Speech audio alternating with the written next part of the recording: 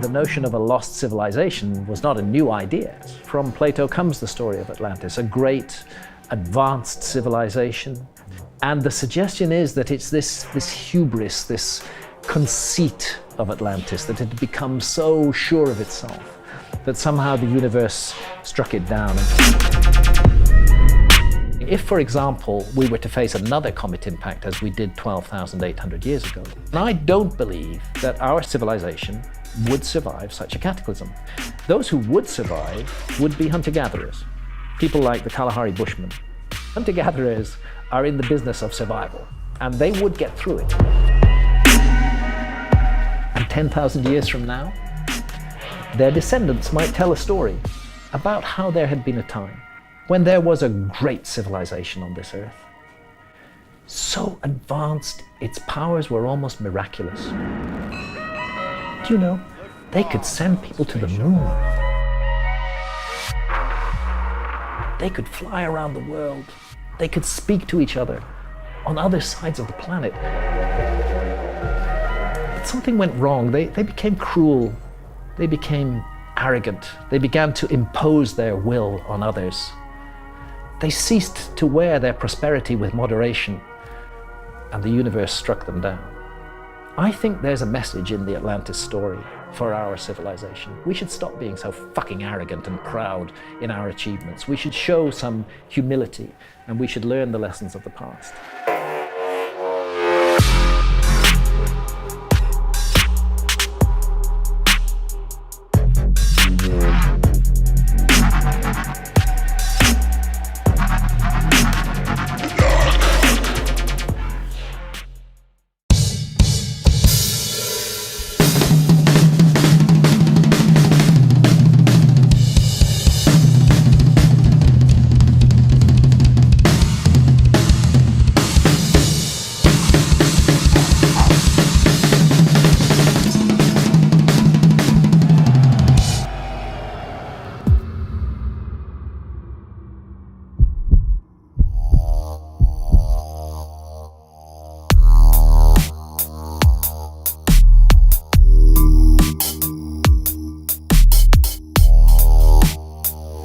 Mr. Graham Hancock is back in the building for a record third time, a three-peat. We've never done this in the history of London Real, but who better than Mr. Graham Hancock to come back and talk to us? He is an extraordinary man. I still remember preparing for days and days when Graham first came into our studios over 4 years ago. At the time, he was by far our highest caliber guest. He had been on the Joe Rogan show many times, and he was talking about things that we wanted to talk about. And I still remember the first question I asked. I said, Graham, you once said that all politicians should drink ayahuasca 10 times before running for office. And from there, he took the ball and ran with it. He talked about writing, he talked about psychedelics, he talked about his own very personal struggle with cannabis, and this time Graham did not disappoint. He was back to talk about his latest book, Magicians of the Gods, to also speak about his fiction series, War God, and to continue beating the drum about the fact that as humans, we deserve to have sovereignty over our own bodies. We need to make our own choices. And when I go and am invited down to the Royal Society in London by Professor David Nutt and Amanda Fielding, Graham Hancock's in the audience, along with Rupert Sheldrake and all of these very intelligent people supporting issues like LSD research. And it's just such a pleasure to have Graham. He is such a great icon, and I think he really is a British treasure, along with some of the other names that I mentioned here. So I know you're going to really enjoy this talk with Graham.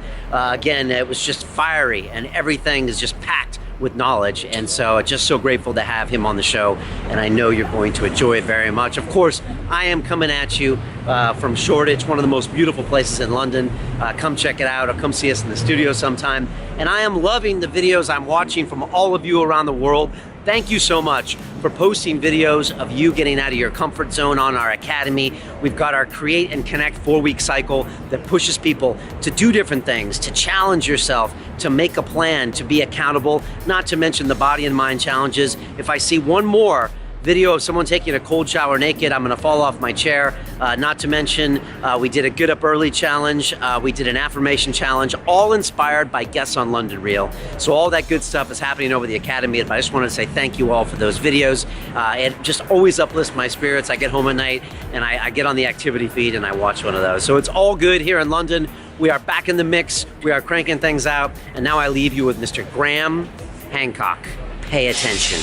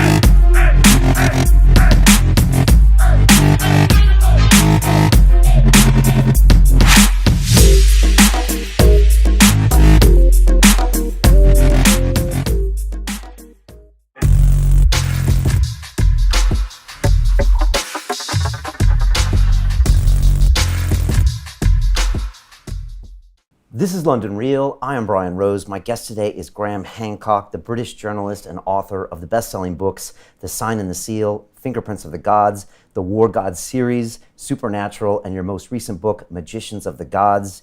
You specialize in unconventional theories involving ancient civilizations, stone monuments and megaliths, astrological data from the past, and altered states of consciousness.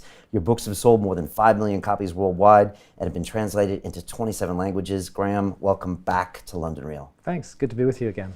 Great to have you here. You're the only time we've ever had a guest on for 3 times. And so, you know, it's just always a pleasure to have you here. Well, thanks. If I actually mark your visits, it's kind of like a history of London Real. You were here first 4 years ago. In the early days, Yeah, and then 3 years ago. And I still remember that first visit. It was so powerful. I remember I prepared like 4 days for it.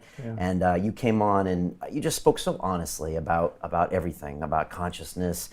We talked about ayahuasca, cannabis, and it was just great. And I just, before we even get started, I just want to acknowledge you for all the work you've done and you just keep it real all the time, Graham. And that's, whenever I see you in an interview or on a Rogan show, you're always speaking, hard truths, calling the world out for what it is, and it's refreshing. So. Well, thank you. That's nice of you to say that. I just do what I do. I mean, there's nothing complicated or special about it.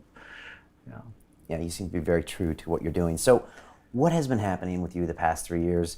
I know Magicians came out last year. People had waited a long time for that book. I believe Fingerprints was out in '95, is that right? Fingerprints of the Gods is definitely the book that I'm best known for. Yeah. And it proposes that we are a species with amnesia, that there has been a forgotten episode of high civilization in the remote human past, back during the Ice Age. That was the case that I made in Fingerprints of the Gods. It was a very controversial book. It tackled many of the ideals of mainstream history head on. It suggested that the whole story we've been told about the origins of civilization is wrong. And that book was published in 1995, which is, well, we're sitting here in 2016, so amazingly that's 21 years have passed since I wrote Fingerprints. And that book came about because you were a journalist in Africa. You had made a trip to Ethiopia and you started just asking questions, right? Because you didn't set out to be... I had a very little interest in the ancient past, as a matter of fact. I was totally a current affairs guy during the 1970s and the 1980s. But it was reporting a current affairs story in Ethiopia that led me to Ethiopia's claim to possess the lost Ark of the Covenant, which is actually central to the whole culture of Ethiopia. And I thought that was a story worth investigating. And it was a story about the past, and it drew me into the past in most unexpected ways. And I suddenly found that I think of myself as an investigative journalist, but let's investigate the past. Let's look at what's going on in our backyard. Let's see what really may have been the story of humanity. Let's not just accept what we're told by the so-called experts in the field. Let's look into this ourselves. So that was my project with Fingerprints of the Gods. Was to bring that. Now, of course, it's not, even in 1995, the notion of a lost civilization was not a new idea. That notion has been around for a very long time. We can take that notion actually back thousands and thousands of years. The most famous example is Plato, the Greek philosopher Plato, who gave us the story of Atlantis. From Plato comes the story of Atlantis, a great advanced civilization which had navigating and seafaring skills, which could explore the world, which built gigantic buildings, which had advanced knowledge in every area, which was prosperous and powerful. But then Plato says that corruption crept into this society, that it became cruel and avaricious, it became greedy, it began to impose its power around the world. And he has a very ringing phrase. He said that Atlantis ceased to wear its prosperity with moderation. And the suggestion is that it's this hubris, this conceit of Atlantis, that it had become so sure of itself that somehow the universe struck it down, and we have the cataclysm of flood and disaster, and Atlantis is submerged beneath the waves. Now, of course, the view of historians and academics is that Plato's story is just made up. He just made it up to make some political or philosophical point. But this cannot be so. That view can't be right. I was very suspicious of that view the first time I heard it from a mainstream historian. Why are they saying that Plato made this up? Plato repeatedly states that it is a true story. And as we look into it further, we find something else, that Plato puts a date on the destruction of Atlantis. He says Atlantis was submerged beneath the waves in a huge global cataclysm 9,000 years before the time of Solon. That gives us an absolute date for this. We know Solon, we know who he was. Solon was a famous Greek lawmaker. He was an ancestor of Plato, as a matter of fact, about 200 years before Plato. And around 600 BC, Solon, the great Greek lawmaker, made a visit to Egypt. And in Egypt, the priests at a temple of Sais in the delta told him the story of Atlantis, and they said that it was written on the walls of the temple. And he said, when did this happen? When was this great civilization destroyed? And they said 9,000 years ago. And that was in 600 BC. So that's 9,600 BC in our calendar. That's 11,600 years ago. Plato is telling us a great civilization was destroyed in a global cataclysm of flood 11,600 years ago. He's laughed at by all academics and historians. But then geology comes along, and lo and behold, what do we find? 11,600 years ago is a truly cataclysmic episode in geological history. It's called Meltwater Pulse 1b. We have a massive rise in sea level as the ice sheets on North America and Northern Europe just crumble and collapse into the ocean. If Plato made the whole thing up, he was just astonishingly on the money with the latest geology. And I think that we really have to reconsider our attitudes to these stories that have come down to us from the past. Academics have been too quick to dismiss them, too quick to say, oh, we've figured the whole story out, there's no mystery there. Maybe there's a huge mystery there. Maybe we should listen to these clues and hints from the past that speak of a great civilization. So when I published Fingerprints of the Gods in 1995, it was at the end of a long lineage going back to Plato and before, and of course famously Ignatius Donnelly in the 1900s, the early 1900s and late 1800s wrote Atlantis, the Antediluvian World, which was a huge investigation of Atlantis. So this subject has been tackled again and again and again and again. Mainstream academia has said, no, it's impossible, there could be no lost civilization, we know everything about the past, and it's been dismissed. But the problem is that new evidence keeps coming out, which can't be explained by the existing historical model. New evidence that just doesn't fit the picture. And my sense is that this evidence is now becoming overwhelming, and that we're reaching a tipping point. Maybe not this year, maybe not next year. But within our lifetimes, we are going to see a completely new understanding of the past, a radical revisioning of the past, and therefore of our place in the world as well. Did you know when you published that book in '95 that you were picking a fight with academia, that you were going to soon be their nemesis for the next 20 years? I didn't know that really. I understood that there were academics with entrenched positions on this subject, but I didn't realize how violent it could become, how really powerful the reaction could be, and how concerted and organized it could be. I didn't realize that actually the past is an ideological subject in our society, and that it is a subject that is therefore tightly controlled as to what we are to know and not know about the past. By the current politicians and the current people, not just academics. You see, when you have a huge civilization, as we have to do today, with billions of people all around the world, and you're in a leadership role, you want them kind of organized and productive and doing stuff, and that you want them to feel good about that. So you want to tell them a story about why that should be good, why they should go to work every day, and basically maybe not enjoying themselves, but they go to work, earn their salary, and buy consumer goods. This is what our society is about. It's about production and consumption, and we're supposed to feel good about that. And the historical model that we have at the moment tells us that we, 21st century technological society, is the absolute apex and pinnacle of human achievement.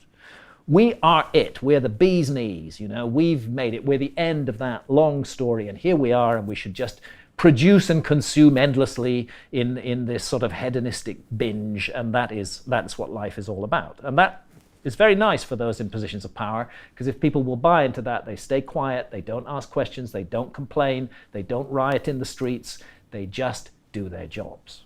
And I would suggest that the historical model that we have at the moment is part of that system of control. It's part of saying that it's perfectly normal and right that things should be as they are. We should be very pleased with ourselves. We're not doing anything wrong, and let's just carry on doing what we do. So when you shake that up and publish a book that has a lot of research to it, a lot of thought to it, it starts upsetting lots of different people. And the academics come after you, but there's a lot of people that just don't want to hear this. Well, academics and their friends in the media. This is a very substantial issue. There's a whole network of ideas. I'm not talking about a conspiracy, actually. This isn't a conspiracy. It's just the way the world works. But the way the world changes is that people come along and suggest things which may be very uncomfortable for those who are in power. And when you're in power, you don't like to feel uncomfortable, so you do whatever you can to put that down. Now, from an academic's point of view, let's say a professor of archaeology, he has invested his whole career in a particular model of the past. He or she have invested their whole career in a particular model of the past. That model was already set when they went into the profession. Right there, the very moment they start doing their first exams at university, a filter is being applied. If they are in any way outside the accepted teaching, if they are suggesting that things are not as they are taught, then they will not pass those exams, or they will not do well, and they will not. So in a way, in order to do well academically in that field, you have to buy into the existing model. Because if you don't buy into the existing model, your paper will be marked down, and you will not get the results that could eventually lead you to becoming an academic. So by definition, academics are already people who've bought into the model, and their careers are invested in that model. And they're all decent people. They're all good people. They believe passionately that they're right, and that this is how it is. And that belief also becomes existential in a way. It's very easy for people to become deeply invested in their ideas. I think we all do this. We have a certain set of ideas. We become deeply invested in them, and when those ideas are challenged, it's not just an intellectual discussion anymore. We take it as an attack on us in person. I think that's fundamentally why academics reacted to me in the way that they did. I was arguing that the whole field of history and archaeology may have got the origins of civilization completely wrong, but at a personal gut level, that was taken by many academics as a direct attack on them and their place in the world. And that then resulted in a counterattack on me. Now, the counterattacks on me would never have happened if my book had been a failure. There's lots of books of alternative history that say radical things, but most of them don't appear above the radar. This one did appear above the radar, and as a result, there was a concerted effort was made to discredit me, and that is a bit of a conspiracy. You know, when you have academics who write to the BBC and they say you must bring this man down. You know, when they actually say that, and the BBC makes a program which is designed to damage my reputation, and that program is then later found to have been unfair by the Broadcasting Standards Commission, something odd is going on here in this. Something a little bit to do with reality control is happening there. And this is systemic because it doesn't stop with the BBC, other media sources. TED, you've had your ups and downs. It's very weird with TED. I strange. just find it very, very strange because I used to like the odd TED talk when I heard it, and you know, I thought, well, okay, ideas worth spreading. I can go with that, and some interesting discussions. And I think it's fairly well known. I do a TEDx event in January 2013. I'm there. Rupert Sheldrake is there. Yeah. Satish Kumar is there, a bunch of other people are there. We all give talks and they go up on the TED YouTube channel. And then 2 weeks later, TED removes my talk and it removes Rupert Sheldrake's talk. And well, naturally there's a fuss about this and people want to know why. And TED say, oh, well, because these were pseudo-scientific ideas. Well, they never justified or supported that. They accused us of representing ideas about consciousness which were not scientific. That's not the case at all. Rupert Sheldrake is a highly credentialed scientist. These ideas were scientific enough, but they were the kind of science that these people don't like. There's a certain faction in science which is called materialist reductionism, where everything is reduced to matter. So the idea that there could be anything to consciousness beyond the brain is anathema to such scientists. Those scientists believe that consciousness, they call it an epiphenomenon of brain activity. Okay, we have these big brains. We evolved them in order to survive in the jungle of survival of the fittest. And a kind of accidental byproduct of that, we got this thing called consciousness. Believe it or not, that is what people like Richard Dawkins actually believe. That consciousness is an accidental byproduct of brain activity. Rupert Sheldrake and I were suggesting that that's not the case, that it's much more mysterious than that. And that's why they took our talks offline. Not because they were unscientific, but because they challenged a dogma of a particular faction of science. And in fact, Rupert and I received huge support from many scientists after that who said that TED were way out of line to do this, and that the ideas that we were presenting were not unscientific. They were leading edge, but they were not unscientific. So in the end, TED were forced to put the talks back, not on their YouTube channel, but on their main site. They were forced to publish the reasons why they'd taken them offline. They were forced to cross all those reasons out, a very humiliating climb down for TED, and those are still left online with all their bogus reasons for removing the talks crossed out and our rebuttals placed there and the talks back online. So a few years later, in 2015, a TEDx organizer in Reading in England comes up to me and says, would I do a TED talk with him? TEDx event. And I said, well, you know, I've had a bit of trouble with TED in the past. And he said, yeah, but I like your subject and I want you to speak. And I'm an independent organizer and I want you to speak. So I said, okay, I'll do it. And I went and did it. And lo and behold, after 2 weeks, this time TED think they're getting smart. They realize they got a massive backlash from censoring me and taking me offline. So now they leave it online, but they stick a huge health warning on it, basically saying this is not politically correct. This is not sanctioned, authorized science.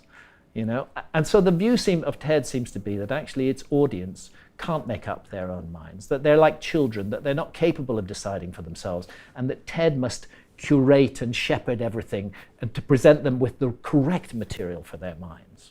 And to me, this is absolutely astonishing. It's astonishing that TED would, well, I'll not get involved with TED again. I thought I'd give them another chance. I thought they'd learned from the previous experience, but now I see that they haven't learned at all.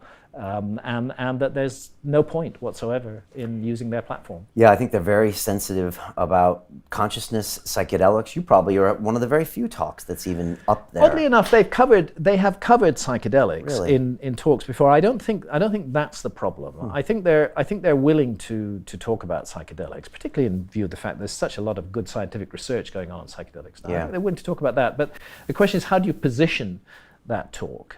If you were to suggest, as I do, that in altered states of consciousness we may access valuable and useful information, which may be of fundamental importance to humanity, that's a step too far for an organization. And then they like call that. it pseudoscience Yeah. or something, and then they kind of redact some of those accusations. Yeah. I had Lawrence Krauss in here, and he did the movie with Richard Dawkins, The Unbelievers. And Right. I think both of them have this theory that, you know, the consciousness, there really isn't anything more to it from a scientific viewpoint. And They need to go take some DMT. what happens when you challenge people to that? Someone challenged Richard Dawkins I to did. that. You I challenged Richard Dawkins when he came to speak in my hometown, which is Bath, and he spoke in the public library. So I thought I'd go along, and he was promoting a book called The Magic of Reality. So I wanted to question him about his views on reality. And my question to him, which I recorded and put on YouTube, and his answer, was that there are cultures who believe that reality is much more complicated than just matter, and that they believe that drinking a visionary substance like ayahuasca can give them access to those realms. Have you ever, as a scientist, tested your own prejudices by working with one of these substances and seeing what the effect that the experiences have on your thinking? And he was interesting. He said, yeah, under the right circumstances, with, you know, correct medical support, as long as I could be sure I was safe, I would do it. So I await the day when Richard Dawkins has his first massive DMT trip and possibly thinks again about a few things. Right, and there's a possibility, right? He's probably...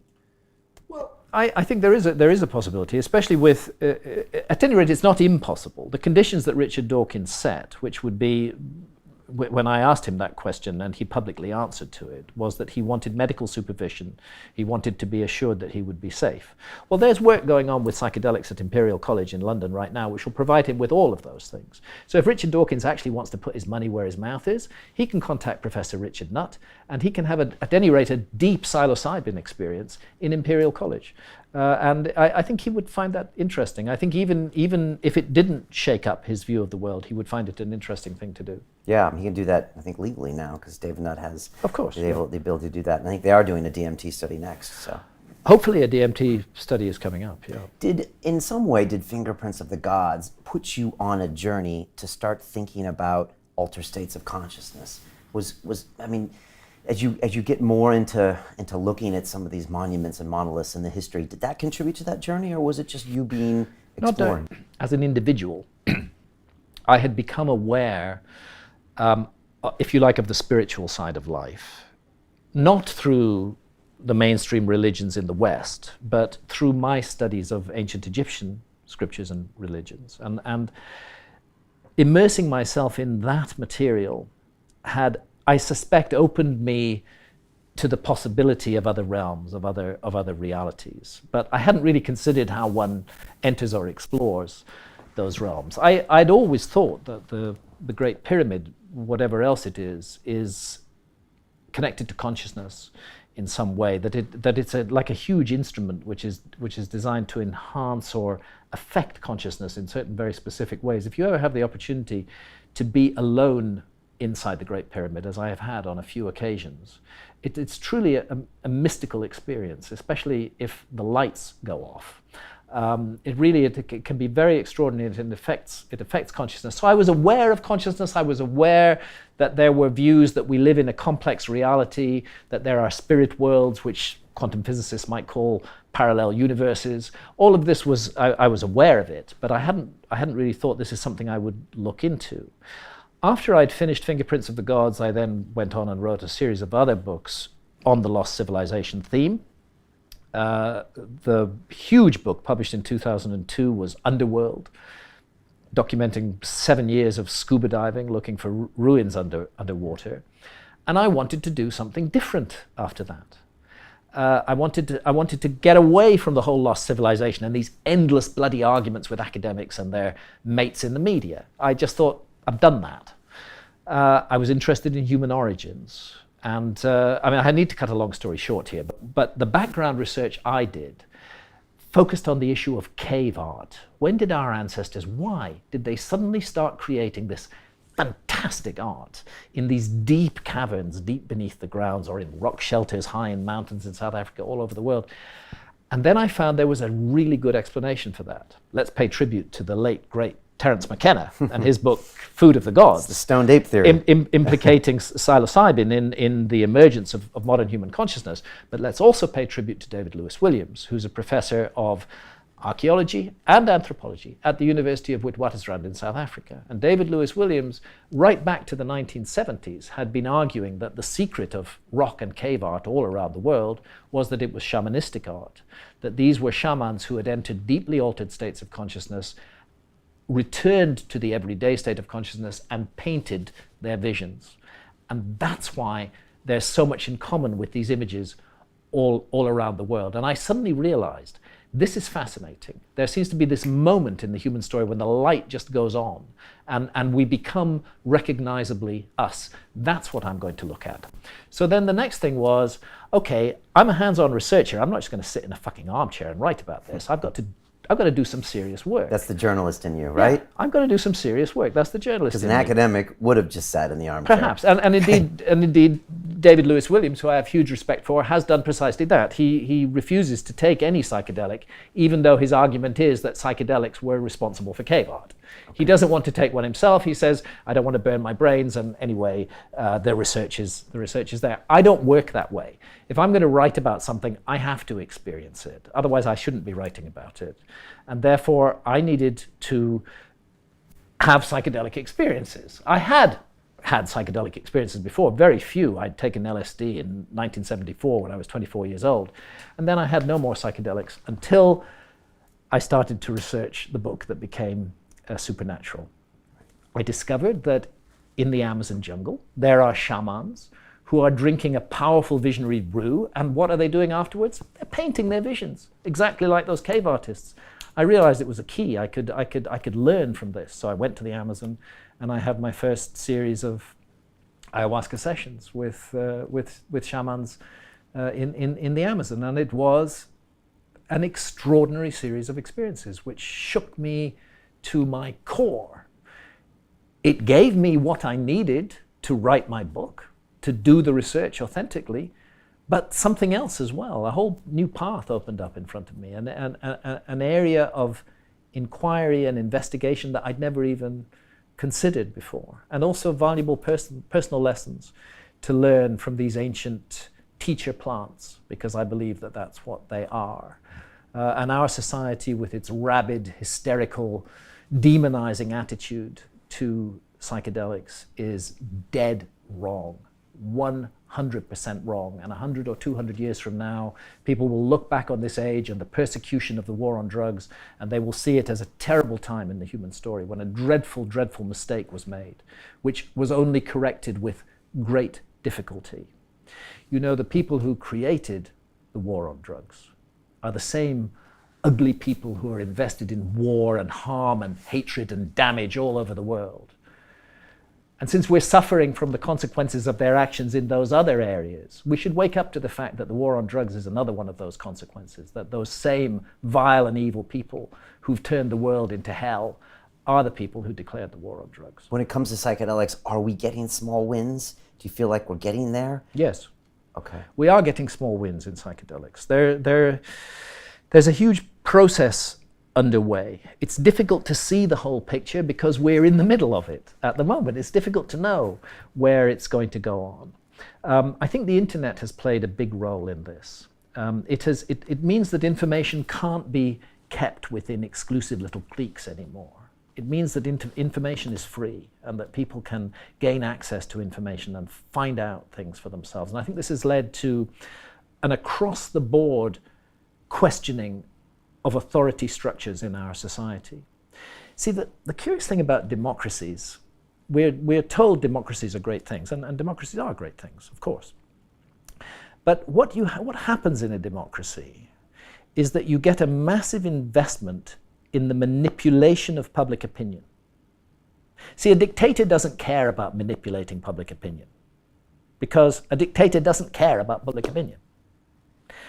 He doesn't need to manipulate the public opinion in order to bring the public with him, because he's operating by force. In a democracy, a politician cannot operate by force. They have to bring the public with them. Now, if democracy really worked, if it was a really good thing, all information would be completely transparent. There would be no lobbyists. There would be no money being paid to give us information. But actually what we live in is a society where vast amounts of money are spent in shaping public opinion on particular areas. This is the society that we live in today, where huge amounts of money are being invested in promoting a particular ideological position. And I think that where we're getting wins is that people are waking up. They're realizing that this is part of a system of manipulation and control. They're realizing we are sovereign adults.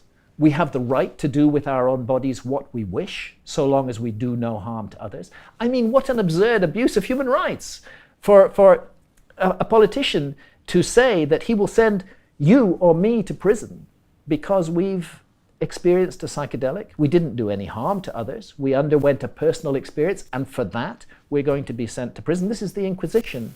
This is like burning people at the stake, you know, for not following a particular version of Christianity. This is an appalling abuse that's taking place in our society. So people are waking up to that. It's part of an overall waking up to the way that the world is run. But I think it's at the leading edge of that waking up. And then on the other side, we have great scientists, people like David Nutt, who are refusing to be beaten down by the ideology, who realize that these substances have enormous potential, enormous therapeutic potential, and who, against stiff opposition, are doing the science. Opposition from other scientists as well. Opposition from other scientists. They are doing the science and they are getting incredible results. So now we're finding that science is saying, actually, you know what? These psychedelics, they don't really seem to harm people. And they actually do seem to do a really incredible amount of good. They can solve problems of depression, they can solve problems of anxiety, they can solve problems of fear of death amongst people suffering from terminal cancers and so on. They're very healing, life-giving, in the right way, used in the right way, responsibly, correctly. They can be very good things. And science is getting this now. So it's becoming harder for the dominator class to maintain its position on this subject, but they still do. Yeah. And of course, in Britain, we've just had the absurd Psychoactive Substances Act published, where I mean, can you believe this?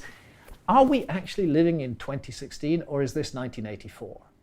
That we are now living in a Britain where any substance that has any effect on your mind is illegal unless it is specifically exempted. What is specifically exempted? Alcohol, tobacco, and caffeine. All other mind-altering substances are now illegal. That means that no adult in Britain can make any choice about their own mind, any choice at all, without breaking the law. This seems to me a very strange situation. But there's hope in it, because the law is so ridiculous that it's going to bring the law itself into disrepute. That if politicians are so stupid that they create such a law in the first place, sooner or later they will have been given enough rope to hang themselves.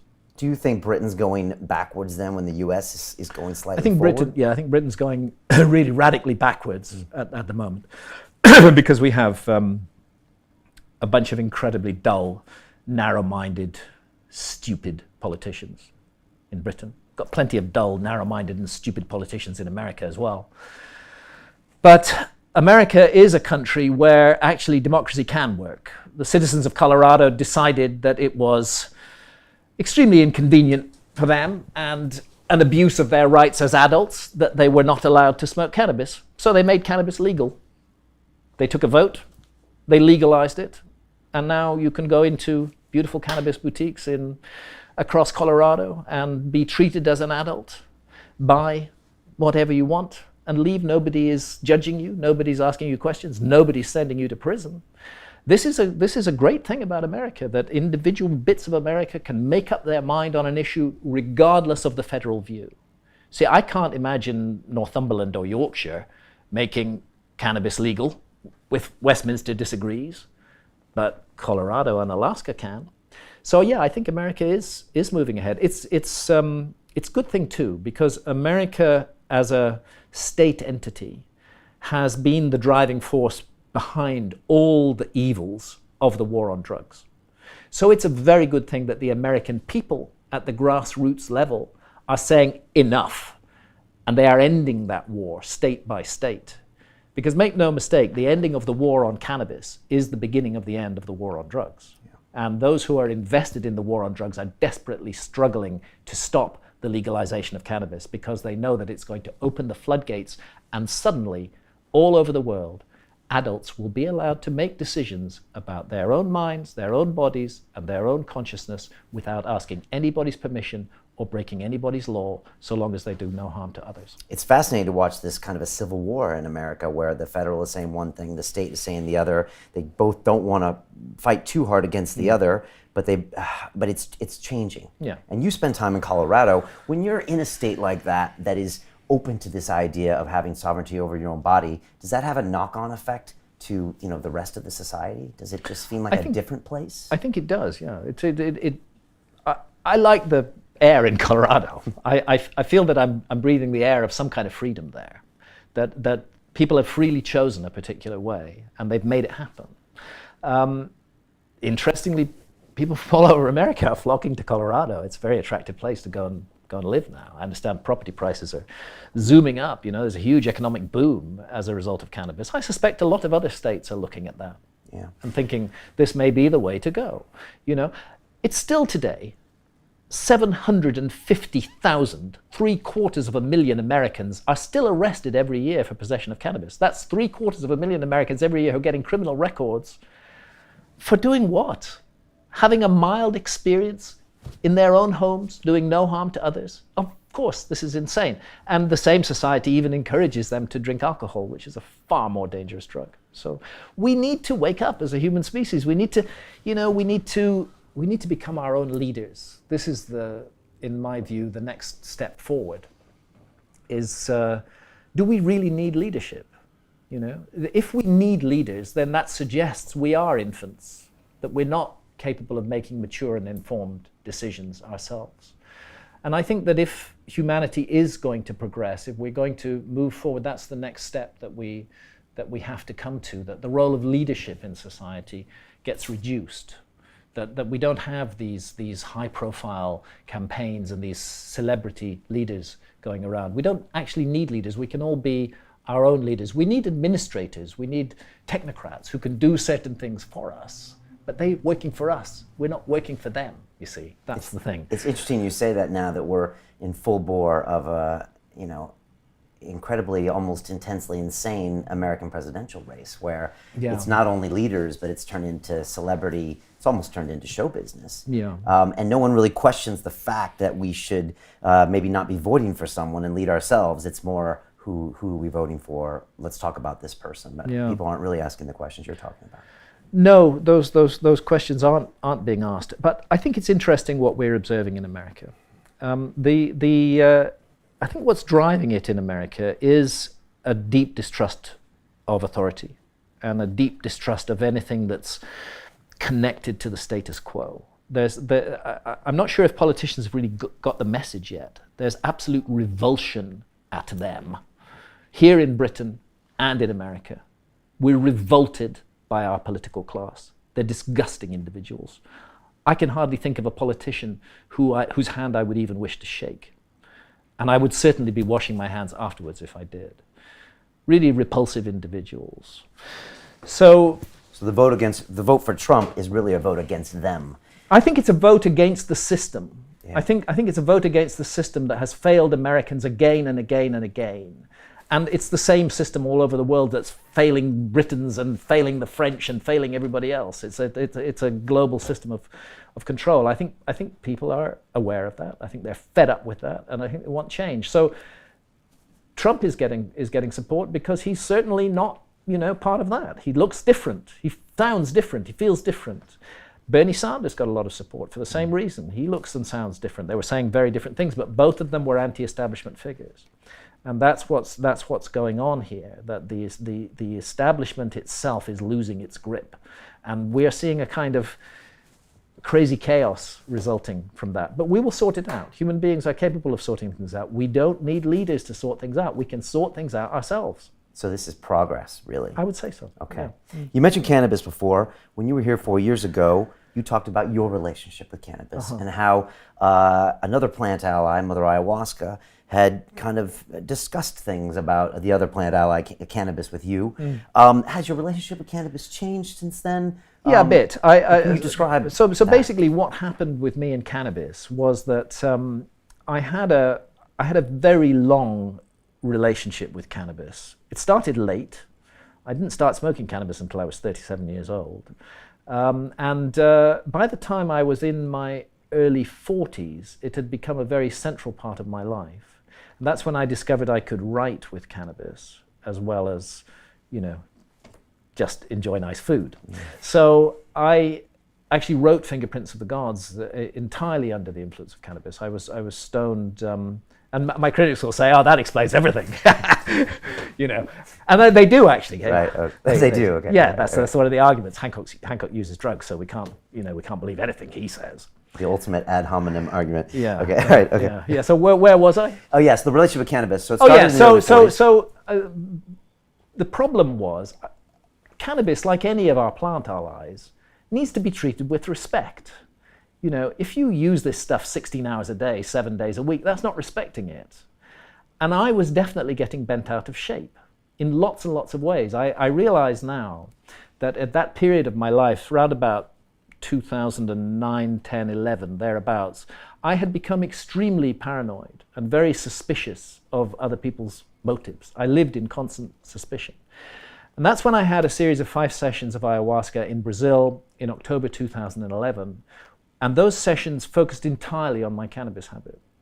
And they showed me that I was behaving in a way that was hurtful and damaging to other people, that this suspicion, this jealousy that was connected with cannabis in some way was hurtful to others. And it was not a good thing. And I was given a very powerful kicking by ayahuasca, and when I came back from Brazil, I found I couldn't smoke cannabis anymore. You tried. I tried. Fired up the vaporizer, and then I couldn't smoke it. I fired up the vapor. I filled this big bag of, vapor, and I took one inhalation on, and I felt absolutely disgusted. And I'd never known. I didn't understand it at all. But I couldn't go on. I literally couldn't go on. Ayahuasca had made me stop completely smoking cannabis, and that carried on for 3 years, from October 2011 right through until the Joe Rogan Experience. The Joe Rogan Experience in September 2014. Right. So I'm sitting talking to Joe live, as we are now, and he says, as you just asked me, what's the thing with you and cannabis? Have you still not smoking it? And I said, yeah, nearly 3 years now. Haven't touched it, but I'm beginning to think maybe I could dip my toes back in the water.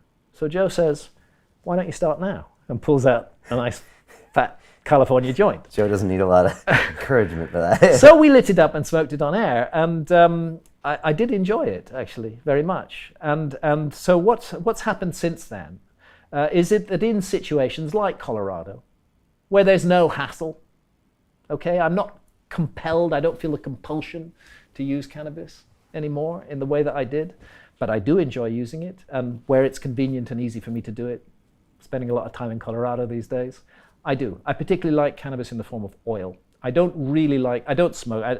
For many years I didn't smoke. I used a vaporizer.